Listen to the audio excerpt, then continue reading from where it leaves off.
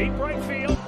Down the line it goes. Castellanos is out of room. It's out of runner goes. 3-2 pitch hit down the line. Is it fair? It is a fair ball. Into the corner. Off and running. Chu. Yu Chang around third. He's going to score easily. And into second. Hit hard. Hit deep. Up and out. Goes Amed Rosario. And there's a fly ball. Left field. It's deep. It's up. It's gone to the porch. Deep left center field, it is gone to Souvenir City. Good afternoon, ladies and gentlemen, and welcome to another episode of the Guardians of the CLE podcast. I am your host, Max Goldstein, and tonight we have a very special guest. Unfortunately, Mel Kirby, my co-host, was unable to make it tonight, but filling in for her is a very special guest, the host of the At the Corner pod. We have Zac Caldwell joining us here tonight.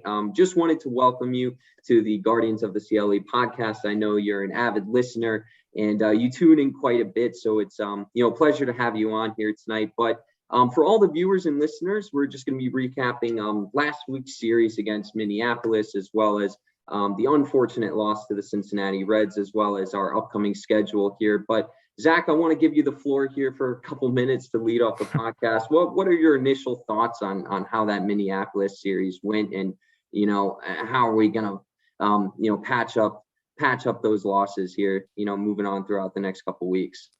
So I thought the Minneapolis series, funnily enough, to play on Minneapolis being the Twin Cities, it was really a tale of actually two teams. Right.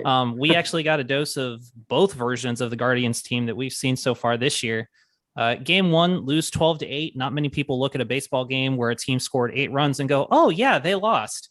And then in the second and third game of the series, we saw some of that streakiness that Tito's talked about in his post-game conference. They're either lightning red hot or they're ice cold, and we're starting to see some of that ice cold start to creep back. So overall, I didn't think there was a lot to be disappointed about in the series. I saw lots of good things. I saw some bad. The Twins always seem to find their Batman pitchers that just terrorize us for years on end, over and over. And they have that in Johan Duran and forgive me, I can't remember he pitched game 3, but they always seem to be very good at finding pitchers that just destroy us. So yeah, well, I mean, in the last 5 games that the Guardians competed in, they are 1-4 through their last 5 games. They're being outscored currently 26-16 in this stretch. So it kind of seems as if the absence of Tito, as well as part of the coaching staff due to that COVID-19 protocol regulations, it seems as if the absence of the coaching staff as well as Tito is kind of put us into a lackluster week here. And Josh Naylor is one of the key pieces to this team, and he was also put on that protocol. So his absence is definitely, it's noted and it's realized, and there's definitely, a lot of picking up to do. But Josh, I recently read, should be back in the lineup as soon as Friday. So it could be looking pretty good as the Guardians are looking to face Detroit. We got a couple games in Houston, but to wrap up the month of June, we're facing teams like Kansas City, Baltimore, Texas. So those are definitely teams that can work their way, are the teams that we could definitely work our problems around and take advantage of throughout the season or throughout the rest of June. But just to go over game 1 a little bit with you, Zac, Aaron Zavali doesn't seem to be his normal self here this year. So once again, he got knocked around the field a little bit, only went 4 2/3, 7 hits, 6 earned runs with 2 walks, which bumped his ERA back up to 9.85 in 6 starts in the 2022 campaign. And he's only posted 1 quality start of yet, and he's yet to throw 6 innings worth of work in a game. So I kind of just want to hear your thoughts on Aaron Zavali, and it kind of just seems like a totally different player from what we've seen of him as part of this franchise. So I think Zavali he's one of those potential candidates that, we might be potentially maybe not seeing throughout the remainder of the entire season. It's like you said, very hot and cold. We did see some good from him in that game versus Toronto where he pitched himself into some trouble early and gave up 2 runs, but then he actually came back and for the next 3 innings was very good. So it's a tale of 2 different people, it seems, as the season goes on. He is finding a large percentage of barrels with his curveball. His breaking pitches aren't getting down enough. He's leaving them hanging out over the zone. I'm not really sure what the club's like longs for him. If you listen to any of the personalities that talk about just how overflowing with talent the farm system is, there are guys that are dang near close, if not already major league ready, potentially to fill that role. But, 40-man roster spots are valuable. Teams don't want to kick a guy off the 40-man and not potentially get something back for him. And Cleveland has historically developed pitching very well. So I don't think they're going to give up on Zavali. The season is still early. We're not even through the month of May. Sometimes, evaluating talent, especially on the younger side, means riding with them through the bad. And I just feel bad for Zavali because we all beat up on him. And, I'm sure that nobody wants to win the game more when he goes out and toes the rubber more so than he does. So I have faith that he'll figure it out. Carl Willis is a great pitching coach, but kind of rough start, just not on his game at all. I'm glad you mentioned that, over the last, few years, it kind of just seems as like we stick with the guys that we put out there. Tristan McKenzie definitely has had exactly. Perfect example. Guy who's had a lot of ups and downs. And now we're seeing, the fruits of his labor as part of this pitching staff. And, I think Aaron Zavali, it's obvious he's too good of a pitcher to give up on. So I've never really said that he needs to be sent down. And I've never really thought about, removing him from the roster for a little bit, but it kind of just, he needs to have a good start. I think he had one, correct me if I'm wrong. I think he had one either against Kansas City or it was either Kansas City or Oakland. And he went out there, just, did his regular thing, 5 innings, got a no decision out of it. And I don't know. It just seems like his stuff is a little flat. Maybe other teams are doing the correct scouting on him and realizing that, his strengths that he normally has are now turning into weaknesses, and they're definitely taking advantage. But like you said, Carl Willis, definitely a generational pitching coach. He's been part of this franchise for he had like a 10-year stint in the early 2000s. We brought him back on. And he's definitely the guy for the job. And I think they're going to, get to the bottom of the issues that Zavali is facing. But it doesn't really help when your starting pitcher goes out there and gets beat up a little bit. And you bring somebody in to take on, some of that frustration. Brian Shaw went out there and had as bad of an outing as I think I've ever seen him have as a major leaguer. He gave up 4 hits, 5 earned runs, 1 walk without even recording an out. 0.0 innings pitched. Yeah, didn't even record an out. So I mean, it's kind of hard to beat up on Zavali for the end result of a 12-8 loss when Brian Shaw gives up 5 earned runs without recording an out. So I kind of just wanted to hear, it's kind of been the theme of late. I think Zach actually just dropped out there. We're having a bit of technical difficulties out there for the listeners, but I was just about to touch on the fact that this bullpen, it's been a little streaky this year, has been the entire squad. But as frustrating as the offense has been this year, the offense has been over the last couple weeks, this bullpen of ours has also had their fair share of struggles. So, Brian Shaw went out there and, got beat around. But even in an example of last night, you had guys like Nick Sandlin walk the bases loaded in the 10th inning. And, there was an opportunity for Class A to have a clean 9th inning, which would have had Owen Miller's home run be a game-winning 2-run home run, a walk-off. But he gave up that run. Zach, I kind of just wanted to hear your thoughts on how the bullpen is performing this year. They have their high moments. They certainly have their lows, and we're definitely going to focus on the low points. So I wanted to hear your thoughts on it.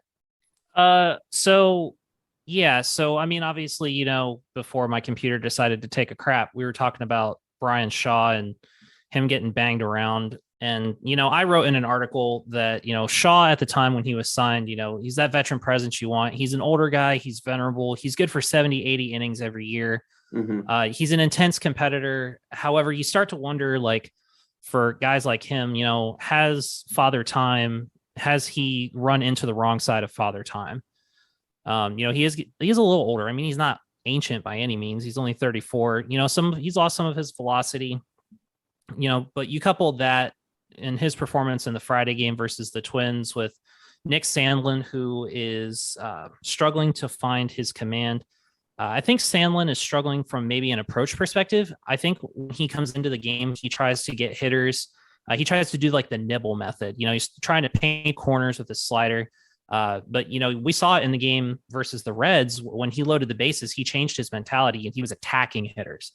And I think that was really noticeable in the way that the following at bats played out, because he got 2 outs within 7 pitches, versus previously where he had loaded the bases. So I think if he can get that, keep that attack mentality, his stuff matches that, he can back it up. The bullpen, it has been up and down. You got guys like Delos Santos, who's been pretty steady, but we don't see a lot of him, maybe more of like a specialist lefty. Trevor Stephan has been solid. Everybody at some point in the bullpen has gotten banged around. I don't think it's like a sign of bad things. There are a lot of young guys in the bullpen. They'll figure it out.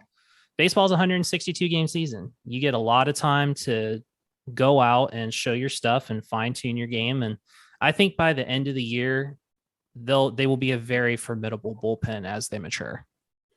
Absolutely. Yeah, I can absolutely agree with that. And another guy that is set to have a really long year full of, ups and downs here and there. But Shane Beaver, in the start before his most recent against the Minnesota Twins, he got beat up pretty bad and first end of a doubleheader against the Toronto Blue Jays last week. But he bounced back pretty well against the Twins, propelling us to our only win of the series. So in game 2, in game 2 of that series, Shane Bieber bounced back pretty well. 6 innings pitched, 7 hits, 1 earned run with 7 Ks. And in that game specifically, the Guardians took advantage and sealed the game in extra innings with 2 clutch runs in the top of the 10th. So Andres Jimenez came through with an RBI double, followed up by an RBI. Just missed a homer too. Right.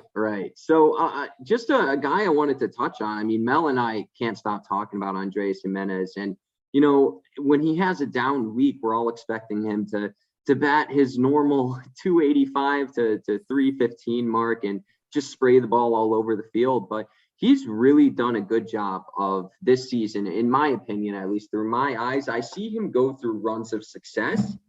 But then what's the most important part is you're never going to have a guy that's only successful throughout the whole season. I think Andres Jimenez does a really good job of taking the low points of the season and then using those experiences to his advantage. And, we saw it there in that extra inning win against Minnesota. He didn't have the best week down in Oakland, but he didn't have the best week following up that game in Oakland where he had an RBI triple, multiple extra base hits. But I think Andres Jimenez, like I was saying, just does a really good job of battling back and getting back to his normal selves. Kind of wanted to hear what your thoughts were on him, especially with him sort of coming out as that top end shortstop for this team. Oh, I mean, we all talk about it. Hang around Twitter long enough with what people are talking about with the Guardians, and all of us are literally screaming and biting our nails off as to why he wasn't playing shortstop every day for the longest time. He has by far been my favorite breakout this season. And I think a stat that's pretty telling about him, he's batting 323. Batting average isn't exactly the most telling stat about a player. He's getting on base at 340, but to accompany that, he's only walked 3 times in the entire season out of 100 plate appearances. He's not walking. That means he's getting it done with his bat. He's got an OPS of 892, slugging 552. That's incredible. And I think a lot of us were a little worried that when we started to see Jimenez last year, when he wasn't in an everyday role with the club, we saw weak batting, a plus defense shortstop batting from the left side with a weak bat. Okay, well, a lot of teams are okay with living with plus defense and a bad bat, especially in a middle infield position. But holy cow, were we wrong? The kid has put in the work. He is dynamite. He's seeing lots of pitches. He's getting good quality at bats. He's laying off of bad pitches. I mean, what more can you say? And what a bright future for him. He's, correct me if I'm wrong, 22, 23? Yeah. He's extremely young. So, the ceiling can only go up. And one thing I was thinking about the other day, it's like, if you look at shortstops with a similar profile, great defense, good contact hitters. I think of one recently that's actually developed into, more of the Gold Glove power hitting type as their career went on. I would love to see Andres Jimenez develop like Trey Turner has. Oh, wow. Turner came up with the Nats, plus defense, great speed, good contact hitter, but not a lot of power. Well, flash forward to 2021, Trey Turner's winning Gold Gloves and he posted a career high 28 home runs. I would love to see Jimenez continue to develop, but enjoy what we have while we have it. The kid is having a stellar season. I mean, what more can you say? He's a joy to watch in the field. He makes incredibly awesome plays. You can tell he has fun playing the game, and it's a delight to have him as a Cleveland fan. Absolutely. Yeah. And I think it's even better to see what he's been doing by producing in that 7 and 8 hole, right? Like, he's normally down in the lower end of the lineup, which is actually an advantage to guys like Miles Straw, Steven Kwan, Jose Ramirez, the guys up top, because when you have a guy like Andres Jimenez that can get on base and frustrate pitchers towards the bottom of the lineup, it kind of just brings this entire offense to a better place, because when you can rely on when you don't have to rely on every single spot in the lineup, and you can have your 6 and your 7, your 5 spot struggling here and there, but just to have that 8 and 9 spot be able to be like, okay, you know what, guys, we may have had a rough couple innings here, but I'm going to get us on base. I'm going to have Miles Straw put the ball in play, move me into scoring position, and then have either Steven Kwan or Jose Ramirez finish up the job. So, and how sweet is it to have base stealing ability in the bottom of the lineup too? Jimenez gets on base and he's always a threat to steal. Yeah. Oh, he's incredibly quick, and I fully expect him to finish the season with at least 15 steals. I hope he can get to 20, but 15 is definitely a solid year on the base path. Oh, but, yeah. Yeah, kind of wanted to move forward in the podcast here, move on to game 3 against the Twins, where we lost 3-1. We had just mentioned Tristan McKenzie. So an unlucky break for the kid, who had a great start for the Guardians. He pitched 7 innings, 3 hits, 3 earned runs, 4 Ks. It's hard to win many games when your offense only scores 1 run. You kind of just have to be flawless at the end of the day. And I mean, no matter what the result was going to be in that game, I think Tristan handled himself incredibly well. I think, if I'm remembering correctly, he gave up a 2-run home run early on in the game, and then he proceeds to just throw 7 innings. Those 3 hits and the 3 earned runs were the only ones he gave up all day. And it just sucks that the offense wasn't able to pull through for him. But one of the highlights from that game, other than Tristan McKenzie's performance, was another young guy taking advantage of his opportunities at big league level. Richie Palacios went 2 for 3, and he's now batting .294 in 36 plate appearances with a couple walks.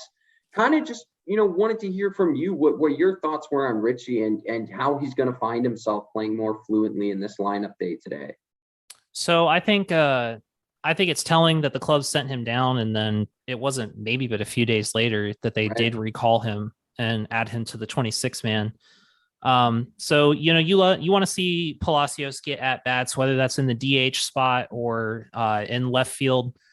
It's hard to tell where he's going to play consistently, because we've all said it. We all know it. The team is kind of a by committee mentality right now, especially in the outfield and the middle infield.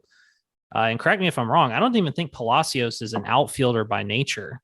If I remember correctly, he's played a majority of his time in the minor leagues at shortstop. But what more do you want? Like, we're blessed with an abundance of talent. Like, there's so much young talent on this team that there's not enough 40-man roster spots for everybody.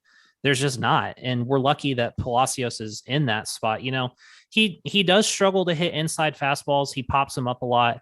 Maybe drops his back shoulder a little bit, but I mean, the kid hustles, he plays decent defense.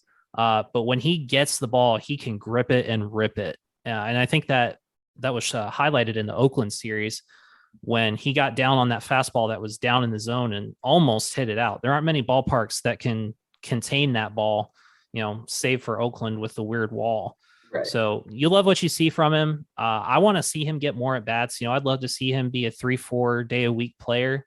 I don't think with the way that things are, he's guaranteed an everyday role, unless he starts getting lightning red hot. It'll continue to be a bit of by committee, especially when Naylor comes back. But I will admit, I didn't even know who he was before the season started. He's probably one of the ones that kind of flew over my head as I was looking at preseason prospects. And he's been a pleasant surprise. Yeah, I mean, there have been a couple guys that have come up throughout the past year and a half. You think of guys like Ernie Clement and Owen Miller, Andreas Jimenez. Obviously, now you have Richie Palacios, and it's cool to see these young guys get their opportunities. Unfortunately for Bobby Bradley, didn't exactly work out the way we all and Logan Allen. Right, Logan Allen as well, I forgot to mention. But, I mean, all the power to this franchise. I mean, I'm totally fine with Chris Antonetti and Mike Chernoff running our baseball operations for the next 5 decades. If I had the chance to say who I wanted running the team, these guys just fill up so much depth throughout the minors, and it always has me feeling comfortable because this team, all the fans around the league for the Cleveland Guardians, we're not going to be spending money. It was already, it was a mission enough just to get Jose Ramirez signed. But I mean, just go into the season knowing that we're not going to be spending the money that a lot of other major league teams are throwing on their players, and that you just have to rely on the knowledge and the scouting and the development of all of those kids that are working their way up through the minor leagues. And you can't call yourself a Guardians fan if you haven't realized the immense success that the Columbus Clippers have had over the last decade. Maybe even as far as 15 years. I mean, they're always in playoff contention down there. They have a couple championships. So it kind usually in the top 10 in offense too.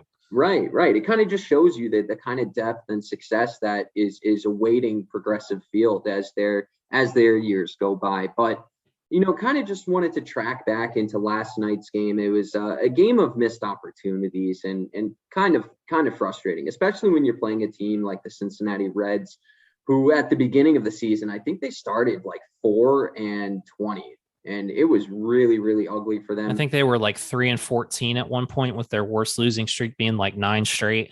Oh yeah, it's been bad for them this year, and you never want to give a team like the Cincinnati Reds any free wins. But last night it kind of got away from us. Zach Caldwell, though, a guy that I'm always going to have his back. He's a guy that goes out there, competes. He might have a bad game here and there, but he's always going to go out and give you his best stuff. So a thing that, I had a prediction for Zach Caldwell at the beginning of the year. I thought he was going to win. He was going to lead the team in wins with 17. But, I've quickly realized that there's no chance that is going to happen because this guy does not get any run support whatsoever. So he had another quality start last night. Third of the year. Right, exactly. And when he exited the game, the score was 2-1. So he pitched 6 strong innings, 6 hits, 2 earned runs with 3 Ks. But like I was saying about Tristan McKenzie, it's kind of hard to win games when, especially as a starting pitcher, when your offense has only scored 1 run. It means you have to be absolutely flawless and, go 9 complete with no earned runs. So Plesac, another guy that's just having a frustrating year. But, I have all the confidence in the world that he can keep this good run going. And one day we'll see the Guardians score some runs for him. But, as much frustration as, the offense brought out of us last night, the bullpen was worse, right? They gave up 3 hits, 2 earned runs with 4 walks. Now, you might hear that and say, well, that's not a bad night at all, right? But you have to look at the context of when those walks occurred and when those hits and earned runs occurred. Emmanuel Clase gives up a run in the 9th. At that point, the game is tied. At that point, we're down 1. We're down of a score of 3-2. gives up a run in the ninth, and instantly you're thinking like, wow, we could have scored a run in the ninth inning and possibly gone to extras here. So that was after the team had already scored a run in the bottom of the eighth to make it a one-run game. Right. So I mean, you have guys like Emmanuel Clase, who's having a really good season, but just an untimely run given up there. And correct me if I'm wrong, that run scored with 2 outs already. That was a 2-out RBI. Forgetting who hit it for the Cincinnati Reds. I believe it was Tommy Pham, if I remember correctly. Mm-hmm. And Tommy Pham was a guy I wanted to go out in free agency and grab before the season. So that's a conversation for a different time as to why Tommy Pham was like, yeah, I want to play in Cincinnati. Just a frustrating night. And, wanted to hear your thoughts on how the bullpen basically, gave this game up for us. I think there's like 2 stories to this game. So, I had no idea who Connor Overton for the Reds was coming into this game. But if you listen to the TV broadcast, they talked about some of his past struggles. He's a little older. He's 27, was probably destined to become a career minor leaguer. And, he signed with some random non-minor league independent team and, found a pitching coach that basically had to help him relearn how to pitch. And he came out and absolutely cut up the offense. If you watch the broadcast, you heard Andre Knott talk about it, sitting there talking to themselves. It's like, how can I not hit this guy? But if you're the Reds, what more can you ask for? He pitched 7 2/3, gave up 3 hits and 2 runs, only walked 1, but only struck out 2. I think that's pretty telling. He was getting weak contact, crossing guys up. So, I don't think, correct me if I'm wrong, I think this is the last we'll see the Reds in tonight's game. But, that was definitely a shock to me. I thought, Overton was our best chance to jump on the Reds, and I was, to my dismay, proven wrong. I think you do have a good point about the bullpen. Surprisingly, based on what we saw in Minnesota, Shaw actually came out and pitched an inning, and he worked pretty quick, struck out 1, only threw 9 pitches. Stefan came in and gave up a very uncharacteristic run. Clase gave up a run. Is not really much more you can say. They are inconsistent. And it's like we talked about, they're young. Stefan, I think he'll be just fine. The kid's got a bright future. He throws straight gas. Clase is locked up with Cleveland for 5 years. Obviously they felt, extending him was in the best interest of the club. This just goes to show like the mantra of baseball. Anybody can beat anybody on any given day. 162 games in a season, sometimes unlikely opponents bring their A game and, they'll surprise you. It's the beauty of the game. It is like you said that you don't want to hand anything to the Reds, and no discredit to the Reds. A lot of their struggles have been the fact that they've had a lot of injuries to start the season, coupled with the free agency fire sale that they had. And they just had a lot of inexperienced depth come up. But now that they're starting to get healthy again, I don't think they're that bad. I don't think they're a playoff team, but you have to respect your opponents, and the Reds put it on us, man. That's for sure. Yeah, they earned that win. Frustrating for us Guardians fans, but we have to bounce back, and we have to get the wins where they count. So you did mention that tonight would be the last game that we played the Cincinnati Reds this season. So for the listeners, by the time you hear this, we will probably be in the middle of a rain delay. I was looking at the radar before we started. We actually are in a rain delay as of right now. Right. So it looks as if it's going to be a pretty consistent rainfall in Cleveland, Ohio, up until around 9:15, 9:30. And I was thinking to myself, I was like, are they going to postpone this game? But then I was just like, well, we don't play them at all the rest of the season. And that's probably not the best case scenario for Major League Baseball to just throw it on the middle of the calendar and both teams do have tomorrow off. I saw that earlier. Both teams do have an off day tomorrow. Right. Which had me thinking, we could very well see first pitch, depending on how the radar and the rain falls in Cleveland. We could have first pitch 8:45, 9 o'clock tonight. So I was just going to let the fans know to buckle up. It could be a late night tonight. I fully intend to be watching Guardians baseball. I don't think they're going to be postponing this game.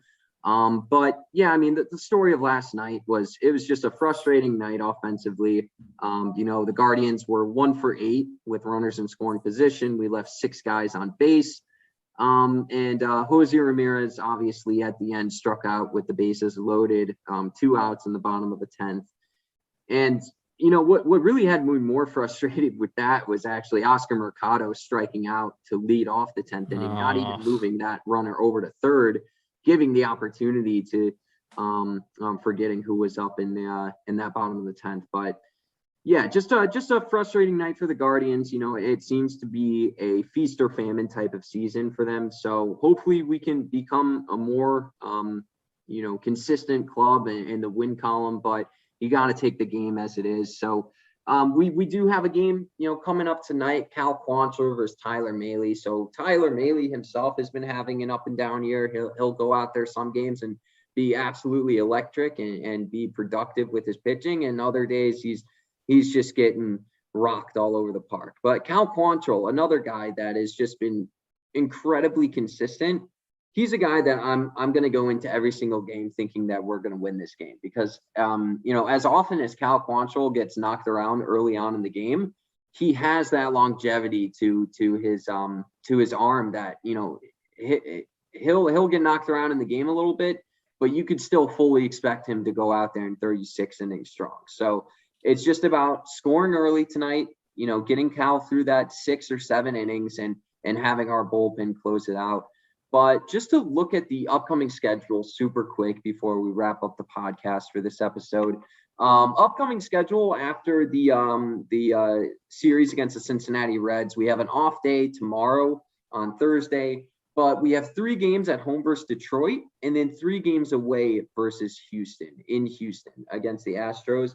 And then to wrap up the month of June, as I mentioned earlier on in the podcast, we're going to be having series with Kansas City, Baltimore, Texas. And I truly think that towards the end of the year, when we take a look at the standings and who's got a wild card spot, who's chasing for a division title, this is where, if we can get the wins here at consistent rate, it's going to make all the difference for, late September when the end of the season comes around and you're going to look at the standings, be like, oh, we missed the division crown by 3.5 games. Well, these next 3 weeks are where we eliminate that scenario. Absolutely crucial. I agree. We do have, I think, our most winnable games out of that upcoming stretch to close out the month. Definitely should be getting at least 2 out of 3 from Kansas City. Be looking to get 2 out of 3, if not a sweep versus Baltimore. And we should definitely be able to put it on the Rangers. The Rangers are in the bottom, absolute bottom of the league in terms of total offense. They're only batting .217 as a team. And, they went out and spent big money in free agency to sign Corey Seager and Marcus Semien. So very winnable series. I think it all depends on which version of the team we get, but it's a testament to this team. We have seen such profound success, and Chris Valaika obviously knows what he's doing with hitters. We saw him be able to pull Franmil out of a huge slump. They'll get it together. I don't think we've seen the last of COVID, unfortunately. Got smacked pretty hard by that with the coaching staff and Naylor. So just going to have to deal with that as the season continues on. But, the only way to go is up. All you can ask them to do is just be more consistent. They've shown the potential, and now it's just the application part. They'll figure it out. Mm-hmm. And Zach, any final thoughts as we near the end of this episode? No, I want to thank you for having me. It was a pleasure to come on and talk some ball with you. Mel's pretty busy this week, so nothing other than watch some baseball this weekend. There's going to be plenty of good of it. Hopefully we can get 3 out of 3 from Detroit. That's a team that's very young and struggling to find their identity as they rebuild. Just looking to see Miles, maybe pull out of his slump a little bit. He has been slumping, so we'll see what happens, but just excited for a weekend full of some good baseball. Yeah, totally agree. It's going to be, good next couple weeks here for the Guardians. Hopefully we have some winnable games up on the schedule. It's all about closing the month strong and heading into June on a good foot. But I really did want to thank everybody for tuning in to listen and view to tonight's podcast. I wanted to thank Zach specifically for hopping on and filling in for Mel because she wasn't able to make it tonight. But yeah, your input your input was very much appreciated. You guys can all follow Zach at at Zachary_Buckeye. And he's also the host of At the Corner Pod. So I definitely recommend giving that a follow, giving that a listen as well. But wanted to just mention super quick to everybody to please, follow, share, subscribe to Believeland Media LLC, as well as, my co-host Mel Kirby, as well as myself. You can follow me at MaxwellG24, and Mel is at at Mellow_NIE91. But like I was saying, thanks for everybody for tuning in tonight. Let's go Guardians. Stay safe, stay healthy, and we'll catch you next week.